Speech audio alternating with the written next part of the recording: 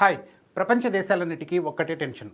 ట్రంప్కు ఎప్పుడు కోపం వస్తుందో, ఎప్పుడు టారిఫ్లు బాదుతారన్న భయం. ట్రంప్ చేస్తున్న టారిఫ్ యుద్ధానికి అన్ని దేశాలు వణికిపోతున్నాయి. ఒకవైపు అగ్రరాజ్యాల ఆంక్షలు, మరోవైపు గ్లోబల్ మార్కెట్లో నెలకొన్న అనిశ్చితి. ఇలాంటి గడ్డు పరిస్థితుల్లోనూ భారత్ మాత్రం తన దౌత్య వ్యూహాన్ని ప్రదర్శించింది.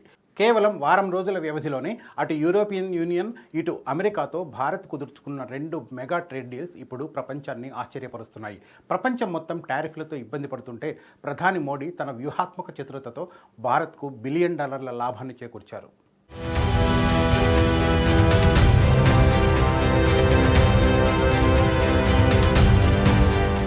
సంక్షోభాలు చుట్టుముట్టినప్పుడే సంయమనంతో వ్యవహరించాలి. అలా ఉంటేనే పరిస్థితులు ఎవరికైనా అనుకూలంగా మారుతాయి. భారత్పై 100% వరకు టారిఫ్లు వేస్తానని ట్రంప్ ప్రకటించగానే చాలామంది వణికిపోయారు. ఇంకేముంది, మన దేశం ఆర్థికంగా కుదేలైపోతుందని గగ్గోలు పెట్టారు. ట్రంప్ను ఎదిరించలేకపోతున్నారంటూ కేంద్ర ప్రభుత్వాన్ని దుమ్మెత్తిపోశారు. కానీ సీన్ కట్ చేస్తే ఏమైందో మీకు తెలుసుగా. వారం రోజుల వ్యవధిలోనే అటు యూరోపియన్ యూనియన్, ఇటు అమెరికాతో 2 భారీ వాణిజ్య ఒప్పందాలను కుదుర్చుకుని మోదీ ప్రభుత్వం సరికొత్త చరిత్ర సృష్టించింది. అగ్రరాజ్యం అమెరికా విధిస్తున్న భారీ టారిఫ్లతో ప్రపంచ దేశాలన్నీ బెంబేలెత్తిపోతుంటే భారత్ మాత్రం తనదైన శైలిలో వ్యూహాత్మకంగా అడుగులు వేసింది. కేవలం 7 రోజుల్లోనే కుదిరిన ఈ 2 ఒప్పందాల ద్వారా రాబోయే 10 ఏళ్లలో భారత్కు సుమారు $150 బిలియన్ ఎగుమతుల ప్రోత్సాహం లభిస్తుంది. ఇది కేవలం వ్యాపారం మాత్రమే కాదు, ప్రపంచ దేశాల మధ్య చిక్కుకోకుండా భారత్ తన ఆర్థిక ప్రయోజనాలను ఎలా కాపాడుకోగలదో నిరూపించిన సందర్భం. మన ఫార్మా, స్టీల్, టెక్స్టైల్ రంగాలకు ఊపిరిపోస్తూ చైనా, వియత్నాం వంటి దేశాలకు చెక్ పెడుతూ భారత్ సాధించిన ఈ చారిత్రాత్మక విజయాల వెనుక ఉన్నది ఏంటో తెలుసా? Modi mark trade diplomacy. ముందుగా అమెరికాతో కుదిరిన ఒప్పందాన్ని గమనిస్తే ఇది భారత ఎగుమతిదారులకు ఒక తీపి కబురు. గతంలో రష్యా నుంచి చమురు కొనుగోలు చేసినందుకు గాను ట్రంప్ ప్రభుత్వం భారత్పై 25% పెనాల్టీతో కలిపి మొత్తం 50% భారీ టారిఫ్ను విధించింది. దీనివల్ల మన ఉక్కు, టెక్స్టైల్స్, ఫార్మా రంగాలు తీవ్రంగా దెబ్బతిన్నాయి. కానీ ప్రధాని మోదీ తన వ్యక్తిగత చొరవతో ట్రంప్తో ఉన్న సత్సంబంధాలను ఉపయోగించి ఈ పెనాల్టీని పూర్తిగా ఎత్తివేసేలా చేశారు. ఇప్పుడు భారత్ వస్తువులపై టారిఫ్ కేవలం 18%. దీనివల్ల కలిగే లాభాలు అక్షరాల కోట్లలోనే. స్టీల్ రంగాన్ని చూసుకుంటే అమెరికాకు ఎగుమతులు 40% పడిపోయిన సందర్భంలో ఈ ఒప్పందంతో కనీసం $2 బిలియన్ ఆదాయం తిరిగి వచ్చే అవకాశం ఉంది. ప్రపంచంలోనే అతిపెద్ద జనరిక్ ఔషధాల ఎగుమతిదారు అయిన భారత్కు ఈ ట్రేడ్ డీల్ పెద్ద వరం.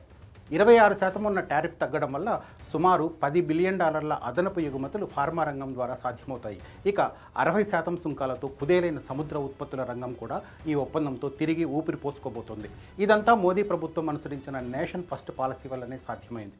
ఇక రెండో విజయం, యూరోపియన్ యూనియన్తో కుదిరిన ఫ్రీ ట్రేడ్ అగ్రిమెంట్. సుమారు 2 దశాబ్దాలుగా నలుగుతున్న ఈ చర్చలను మోదీ ప్రభుత్వం ఒక కొలిక్కి తెచ్చింది. భారత్ తన 77వ గణతంత్ర వేడుకలు జరుపుకుంటున్న మరుసటి రోజే ఈ ఒప్పందంపై సంతకాలు జరగడం విశేషం.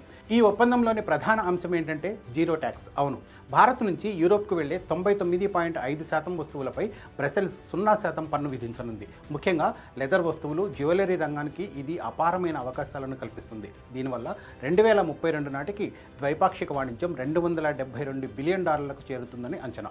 భారత్ కూడా యూరోపియన్ కార్లపై ఉన్న 110% టారిఫ్ను 5 ఏళ్లలో 10%కి తగ్గించేలా అంగీకరించింది. దీనివల్ల భారత వినియోగదారులకు నాణ్యమైన ఉత్పత్తులు అందుబాటులోకి రావడమే కాకుండా విదేశీ పెట్టుబడులు వెల్లువెత్తుతాయి. అంతేకాకుండా గ్రీన్ హౌస్ వాయువులను తగ్గించడానికి యూరోపియన్ యూనియన్ భారత్కు €500 మిలియన్ ఆర్థిక సాయం కూడా ప్రకటించింది. ఈ 2 ఒప్పందాలు భారత్ను ప్రపంచ వాణిజ్య పటంపై అగ్రస్థానంలో నిలబెట్టాయి.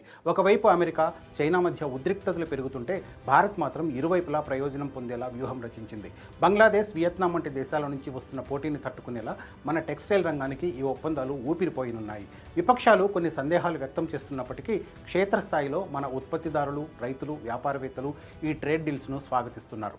మొత్తానికి వారం వ్యవధిలో కుదిరిన ఈ 2 మెగా డీల్స్ భారత ఆర్థిక వ్యవస్థను $5 ట్రిలియన్ దిశగా పరుగులు తీయించబోతున్నాయి. వరల్డ్ ఆర్డర్ మొత్తం మారుతున్న సందర్భంలో భారత్ కేవలం ఒక మార్కెట్ మాత్రమే కాదు, ఒక గ్లోబల్ మ్యానుఫ్యాక్చరింగ్ హబ్ అని మోడీ ప్రభుత్వం మరోసారి నిరూపించింది. రాబోయే రోజుల్లో మేక్ ఇన్ ఇండియా ఉత్పత్తులు అమెరికా, యూరోప్ వీధుల్లో మరింత ఎక్కువగా కనిపించబోతున్నాయి.